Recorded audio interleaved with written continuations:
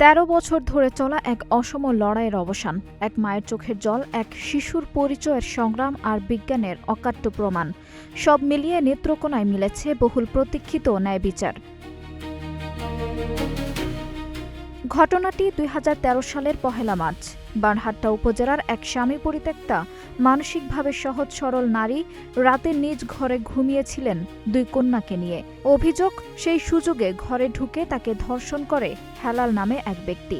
পরে অন্তঃসত্ত্বা হয়ে পড়লে ঘটনাটি প্রকাশ্যে আসে।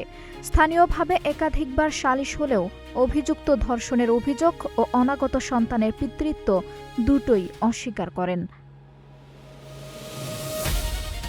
এরপর শুরু হয় আইনি লড়াই, কিন্তু মামলার প্রায় ১ বছরের মাথায় ন্যায় বিচার পাওয়ার আগেই মারা যান ভুক্তভোগী নারী।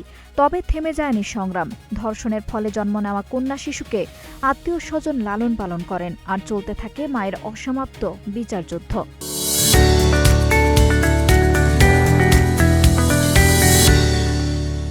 মামলা শুনানির এক পর্যায়ে আদালতের নির্দেশে করা হয় ডিএনএ পরীক্ষা। সেই পরীক্ষায় স্পষ্টভাবে প্রমাণিত হয় শিশুটির জৈবিক পিতা অভিযুক্ত হেলালি। বিজ্ঞানের এই প্রমাণে ভেঙে পড়ে দীর্ঘদিনের সব অস্বীকার। অবশেষে গত ৮ জুলাই নেত্রকোনা নারী ও শিশু নির্যাতন দমন ট্রাইব্যুনালের বিচারক ড এমদাদুল হক হেলালকে যাবজ্জীবন কারাদণ্ড ও ১ লাখ টাকা অর্থদণ্ড দেন। অনাদায়ে আরও ৬ মাসের সশ্রম কারাদণ্ড ভোগ করতে হবে তাকে। আদালতে ১০ জন সাক্ষীর সাক্ষ্য এবং ডিএনএ সহ বৈজ্ঞানিক প্রমাণের ভিত্তিতেই এই রায় ঘোষণা করা হয়। আচ্ছা, মামলাটার বিস্তারিত হলো, এটা বারহাট্টা থানার একটা মামলা, ১০/৭/২০১৩ নম্বর মামলা বারহাট্টা থানার, এবং পরবর্তী সময়ে মামলার নারী শিশু নাম্বার হয়েছিল ৩৬৫/২০১৩। এটা ধর্ষণ মামলা ছিল। আসামি, আজকের যে আসামির বিজ্ঞ আদালত যাবজ্জীবন কারাদণ্ড দণ্ডিত করেছেন এবং ১ লক্ষ টাকা তাকে অনাদায়ে জরিমানা করেছেন।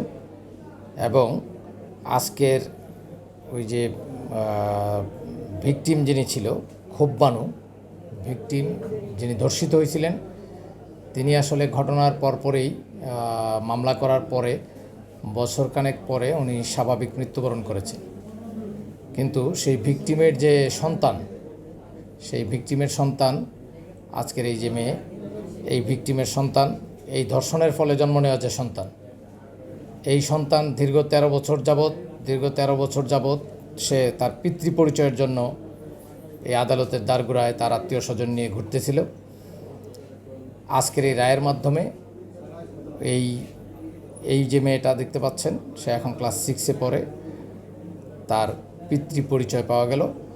এবং এই যে আজকের আসামি হেলাল, তার উত্তরাধিকারী হিসেবে তার সকল সম্পত্তি এবং অন্যান্য সহ যেভাবে উত্তরাধিকার আমরা পাই, সে উত্তরাধিকারী হিসেবে বিজ্ঞ আদালত রায় দিয়েছেন।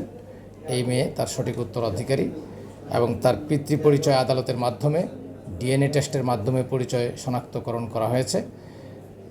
এবং তার মা, এই ভিকটিমের যে মা, আজকের এই শিশুর যে মা, সে ধর্ষিত হয়েছিল, এটা প্রতিষ্ঠিত হয়েছে।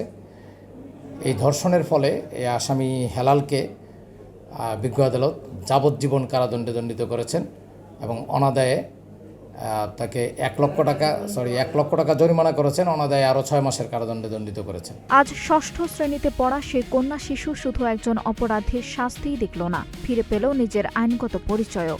ডিএনএ পরীক্ষার ভিত্তিতে সে এখন পিতার সন্তান হিসেবে স্বীকৃত এবং আইন অনুযায়ী পিতার সম্পত্তি সহ অন্যান্য অধিকার দাবি করার সুযোগ পাবে।